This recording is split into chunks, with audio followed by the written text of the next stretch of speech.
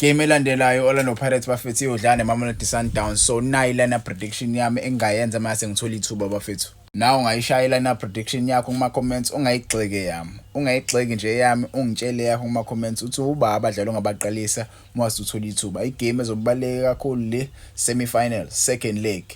Team ezowina la izokudlala ifinal. Ngabe Orlando Pirates izoqhubeka yenza umlando na ikwazi ukuthi iyofinyelela kufanele amahlandla awu4 kulandelana, noma iMamelodi Sundowns izofika kwifinal since bagcina ngo2023 ukuthi bafika kwifinal asazi. But ke ngizoqala emuva. Njengoba ngizoqala emuva nje bafethu, ngizoqala ngoSipho Chain. Sipho Chain uyawazi umsebenzi. Sipho Chain uyawazi umsebenzi. You don't have to ask uSipho Chain ukuthi akuvimbele. Especially mesodlala eMamelodi Sundowns, umjida tends to excel. Last game when we played against Mamelodi Sundowns, I saw his leadership. I saw ukuthi umjida ngempela uyafuna ukuwina le game. There were many saves umjida asize kuona. You saw the save ayenze against uSashik Matthews. You saw the save ayenze against ulumjida lo-Ikram Reyners. Even the save ayenze against uTebogo Mokoena. So the guy, he's a lethal shot stopper for Orlando Pirates. Uyakwazi even ukudlala ibhola enyaweni, atatazeli kakhulu. So I vouch for him. Into nje engikhala kakhulu kuyona ama set piece. Ama set piece, he's a little shaky kuma set piece, but ke I think umjida kumele aphakamise lapho. Ilapho kuphela la like khona uSipho Chain. Ayikho enye into uSipho Chain engikhala kakhulu kuyena. Ama set piece kuphela la ngikhala khona. Ungangitshela wena ama comments uba goalkeeper ungamvimbisa, but for me uSipho Chain is the only number 1 goalkeeper esingamvimbisa so far. Kuthi ngima center backs isilungu sithi don't fix what is not broken. Don't fix what is not broken. So far we don't have to fix le center back pairing.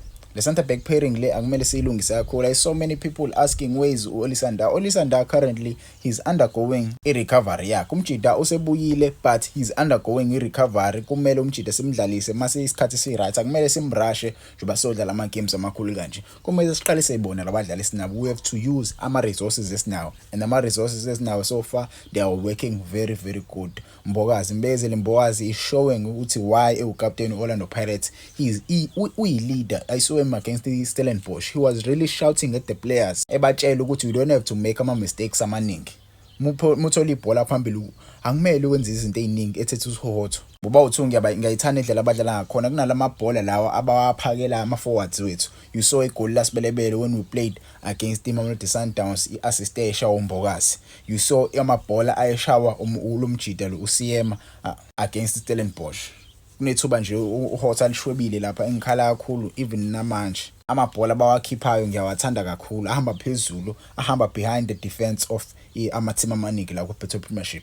Sisazodla ngalamabhola labafethu bawu2. But ke against Mamelodi Sundowns ngathi kuzobe inkinga because uma subheka ipitch esiyodlala kuyona izobe incane kakhulu. So lawa mabhola azoloku ephuma nje iSundowns ithola ama throw ins. Mase uthi kuma wing backs bafethu angifuna ukukhuluma kakhulu. Right wing back, the reason why ngiqalisa usibelebele ka right wing back Van Rooyen, I saw him against the Stellenbosch. Umjida wathinteka waphula imasela against Stellenbosch. So asazi ngempela ngaba i-risk ukuthi simqalisa against iSundowns because sobe siyamrasha, and nakhona uzovela shesha aphume. Yabo uzovela shesha aphume ethintekile.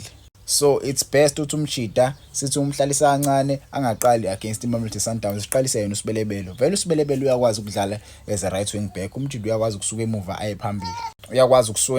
phambili. At ama numbers akwazi even ukukora. Waskora kanjalo against Mamelodi Sundowns. He was playing as a right wing back. So I vouch for him to play the right wing position very well. Mase siya lapha ka left wing back position ngiqalisa bani uDion Hotto. Currently we don't have a left wing back ekwazi ukudlala njengoDion Hotto. uDion Hotto even though sometimes engasinikezi lento esiyidingayo, but ke at the moment we need to play him. He's the only right wing back Orlando Pirates esebenzelayo so far. So I vouch for uDion Hotto to play that position very well. Ungangitshela wona ama comments. So lapha emuva ngaqalisa kanje bafethu. Dion Hotto ngamqalisa as left wing back. Mbokazi with uSiyema ngabaqalisa emuva, abajida bayadlalela mase kuthi usibelebele. Epaleni ngiqalisa ebani, ngiqalisa uSipho Chain. Ungangitshela ama comments wena ungaqalisa aba, but ke for me I think these guys bangawenza umsebenzi. Lo mjida lo Hotto kumele mfethu aphakamisa amasokisi, amathuba watholayo angaloku efuna ukuwashweba mfethu. Angazi kwenzakalani, angazi ngempela ngoHotto.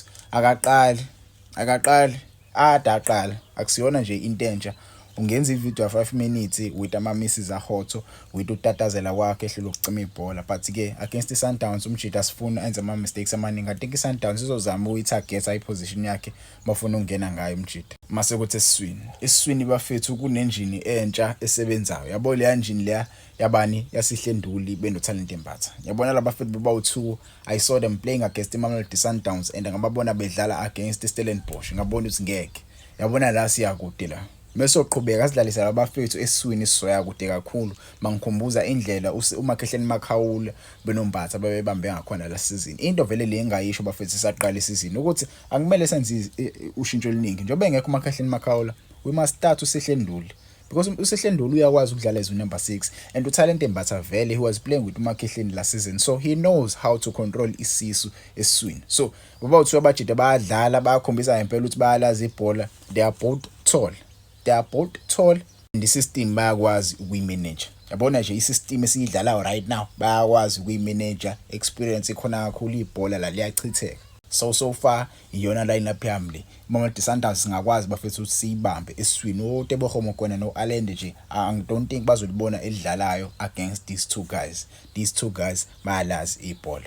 Mase siya kwi-left winger. Kwi-left winger I know abanye abantu bazosho ukuthi awuvani umdlalisa kanjani Osinapolisi ongamdlalisi uMfukeng as a left winger. So for me I think uqalisa Osinapolisi as a left winger ngasinikeza i-upper hand bafethu. Umjida vele uyi-left winger, so ukumdlalisa out of position adlale as a right winger lokho akusiwona umbono omuhle impela. So for me I think umjida he must start as a left winger against iMamelodi Sundowns, athole indawo vele le ayijwayele ukwazi ukuhlupha khona. We saw last game bafethu uMfukeng he was pocketed by that young boy ubani uMdunyelwa. So uMdunyelwa akumeleke this game athole i-upper hand. Akumele nje athole i-upper hand, imele athole enye i-competition. Leyo competition leyo ubani ulomjida lo Osinapolisi. So I vouch for Osinapolisi uzomnikeza uMdunyelwa inkinga lapha kuleya left back position yeMamelodi Sundowns. I think i-right back position yeMamelodi Sundowns. So lapha bafethu singena kanje ngokwami Osinapolisi ngamqalisa as left wing. Asokuthi kwi-right wing abafethu ngaqalisa abaningi, ngaqalisa lo mjida lo uTshepo Moremi. Yes I know abantu abaningi abamzulu uTshepo Moremi, but for me uTshepo Moremi bafethu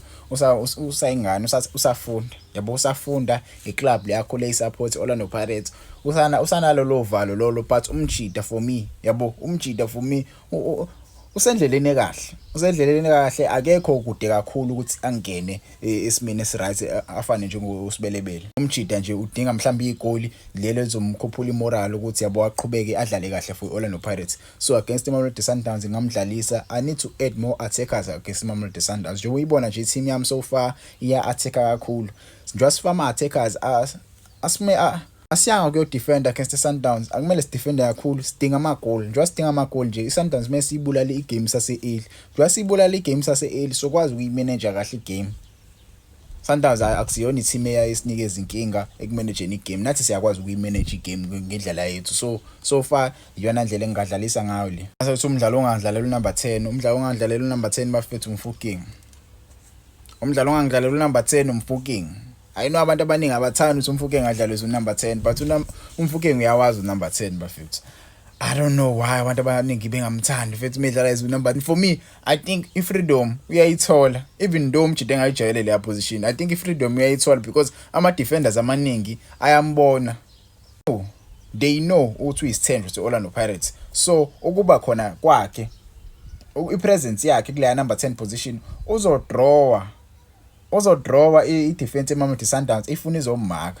Leyo nto leyo icreate ispace for bani, create space for uMoremi, create space for Osinapolisi ukuthi bakwazi ukungena kuleya ndawo yeMamelodi Sundowns. Yabo kuleya space behind the defense. Amabhola azosuka kubani, azosuka kuMbokazi, azosuka kuSiyema, azohamba. Sokuthi striker sami bafethu ngaqalisa uMakgopa. Angifuni nje ukukhuluma kakhulu. Makgopa isona striker engasiqalisa against iMamelodi Sundowns. Iyona ke lineup yavanele bafethu emuva uSipho Chain, ama defender bo2 uMbokazi benosiyema, right wing back bafethu lo mjida lo usibelebele, left wing back kuba ubani uHotho esiswini, unumber 6 uNduli benombatha. Mase kuthi number 10 ngidlalise uMfukeng, right winger ngidlalise uMoremi, left winger Osinapolisi. Up front ngaqalisa baningi, ngaqalisa uMakgopa. Bangangena koSipho Mbule mangeneza ama-substitutes ungangitshela wena eyakho lena prediction ema comments eyona eyami le ngiyabonga bafethu uvani lo